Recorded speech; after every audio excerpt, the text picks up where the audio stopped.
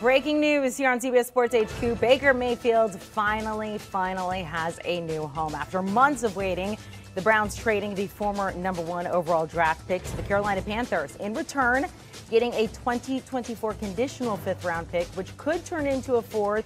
Mayfield requesting a trade from the Browns all the way back in March after they announced they were trading for Deshaun Watson. All parties splitting the money here to make it happen, but it does clear up about $8 million in cap space for the Browns. The Carolina Panthers sending out this tweet here welcoming in their new quarterback. He does join a quarterback room with Sam Darnold and rookie Matt Corral. So who will start week 1?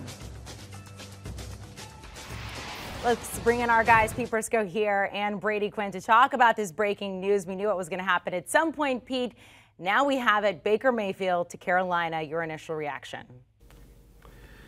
Well, it's good for Baker Mayfield, and it's good for the Panthers. I think it's an upgrade. I think he's a better quarterback than Sam Darnold, and we know Baker Mayfield will play with a chip on his shoulder. That doesn't mean he's going to play any better.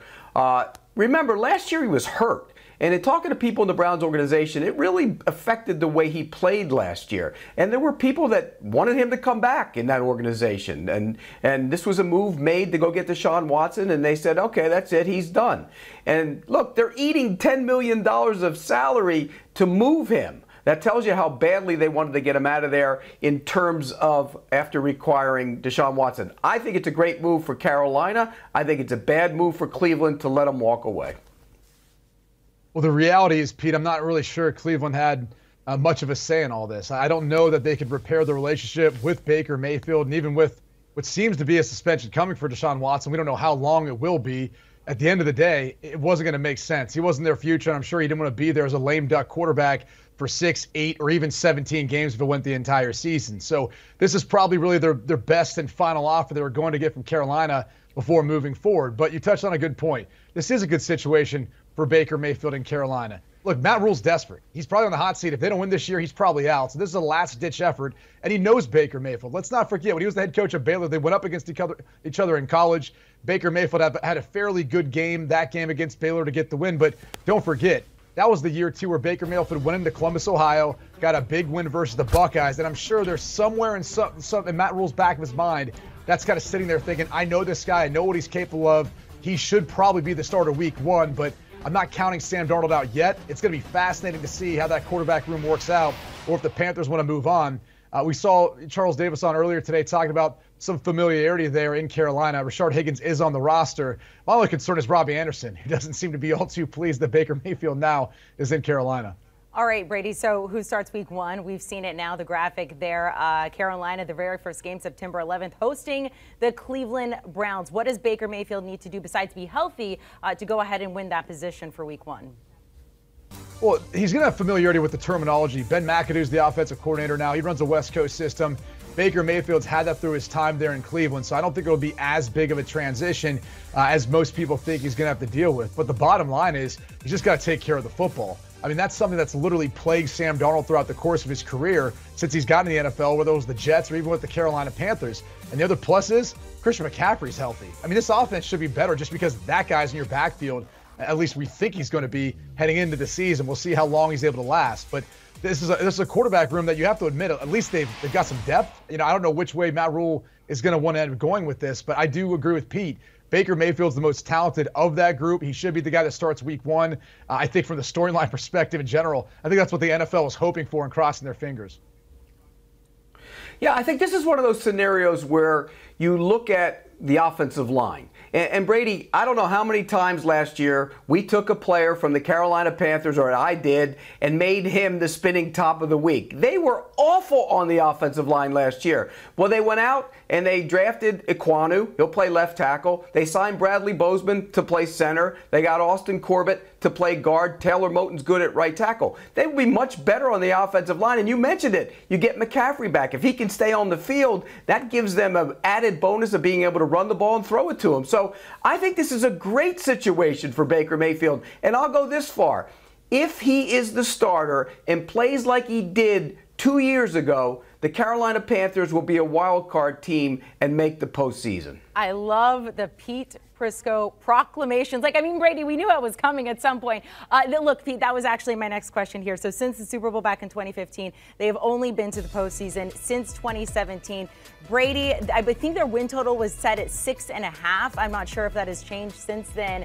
What do you feel about the Panthers' postseason chances with Baker Mayfield? Look, I think they're better. I mean, bottom line, if he's healthy, his upside is greater than Sam Darnold's at this point in the NFL. There's no doubt about it. And for a lot of the reasons Pete talked about, addressing the offensive line in the offseason, Christian McCaffrey back healthy. Look, this defense is pretty good. I don't think we give enough credit for the progress they've made because we haven't seen the progress in the win-loss column. But this is one of the better rosters in the NFC South. I think they're better than Atlanta. I'm not going to say they're better than New Orleans, but I think with the change going on there, Dennis Allen now as head coach, Jameis Winston taking over as the full-time starter. Yes, they're talented, but a lot of that has to come together. Outside of Tampa, I think if you're looking at that number 2 spot in the NFC South, it's not crazy what Pete says. I don't know if I'm jumping on that bandwagon, though, because I think you've got some deeper divisions within the NFC conference that are going to be biting for that wild card spot. And the NFC South is arguably one of the weakest, so you're probably only getting the division winner in the playoffs. But I think Carolina will be competitive. There's no doubt in my mind, if that over-under still sits at 6.5, you take the over. I think they easily could be a 7, 8, maybe even 9-win team. I just don't think 9-8 gets you in the playoffs this year, at least from the NFC South.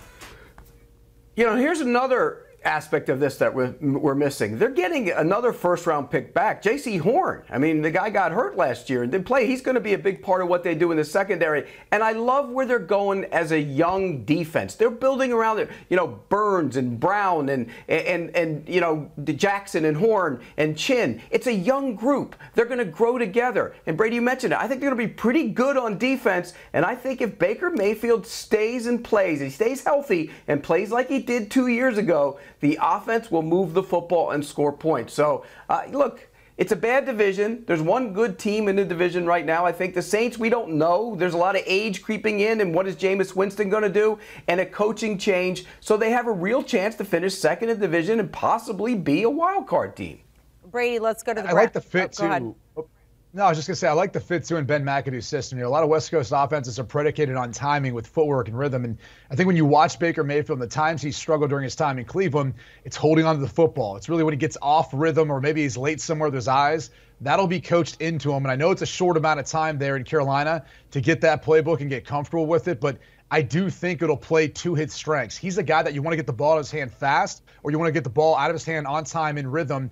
This offense is surrounded around that. It's what the West Coast offense is. So I do love the fit for Baker Mayfield. I think the personality fit, too, with just the type of guy he is for that team. They need some fire. I mean, bottom line is Matt Rule's looking for a leader and a guy who's going to come in and get this team going in the right direction. Otherwise, they're both going to be sitting on the curb when it's all said and done after the season.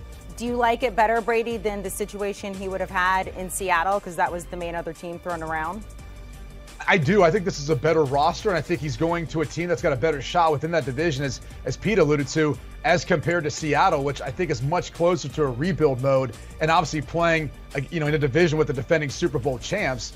So that was an uphill battle to begin with, and I think, again, Seattle's probably closer to a rebuild than anything else. So much better fit, much better spot for Baker Mayfield. I'm just happy they finally did it. I mean, I kind of go back and wonder, you know, not that they're trying to do Baker Mayfield any favors, but if they could have gotten something more for him earlier maybe this offseason, if they waited too long and they maybe fumbled an opportunity to get a little bit greater compensation for his services, at least for 1 year, unless they rework this contract and extend him out for a couple years. Pete, let's look at the Browns now. What do they do at that quarterback position? We don't know what's going to happen with Deshaun Watson. If he will be suspended this season, you have Jacoby Brissett there. Do you go ahead and bring in someone else, or do you wait to see what happens?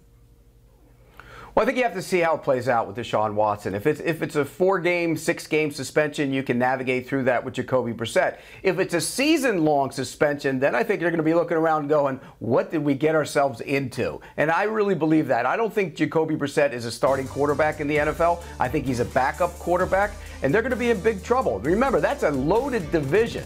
You talk about the Bengals who went to the Super Bowl. They're going to be even better as a football team. I'm not saying they're going to get back, but they will be a better team. The Ravens will be better than they were a year ago because of the health of Lamar Jackson. The Steelers, who knows? It depends on what Kenny Pickett does at the quarterback position if he can take over early. But This is a good division, and if you're not set at quarterback, and I don't think Jacoby Brissett is the long-term answer, they're going to have big problems. Baker Mayfield, in my mind, is a better quarterback than Jacoby Brissett, and so they're going to look at this at some point and say, did we make a big mistake?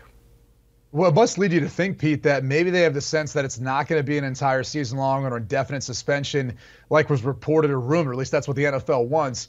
Maybe to your point, it will be 4, 6, 8 games, something where it's a chunk of the season, obviously, but enough where they feel like they can endure and get through between the rushing attack, the defense, and just play well enough collectively to go 500 and then give themselves a shot when Deshaun Watson would be able to come back and play. That has to be the logic here. Otherwise, you hold on to Baker Mayfield. I mean, you're already paying for a portion of his salary anyways by sending him away. Why not hang on to him and see if you can't convince him and say, look, man, we get it. It's an awkward scenario for everyone else involved, but we got to keep you on, and this is a good roster to play on if you want to prove yourself for that next team you're going to be a part of. Bottom line is they must have some indication that it's not going to be an entire season and it's not going to be quite as punitive as a lot of us think in the media. So maybe Deshaun Watson does come back after 6 games and they can survive the first 6 of the season. That is the other part of this where we are just going to have to wait and see. But at least this piece is now done because we've all been waiting for months, including Baker Mayfield now having a new home. Pete Prisco, Brady Quinn, thank you guys so much here. So what do the odds look like for Carolina now that they do have Baker Mayfield to win the NFC South? Well, all of their odds across the board getting a little bit better. And for all things NFL, make sure to download and follow the Pick 6 podcast. Occasionally, you can see our friends Pete Prisco and Brady Quinn on there as well. But Will Brinson and crew, they are always there. Look for an emergency pod. Download and follow. Do you want a sports network that delivers everything that matters about the game? The highlights, the picks, the instant analysis. No yelling, no fake debates, no politics. Hit the subscribe button and never miss a moment.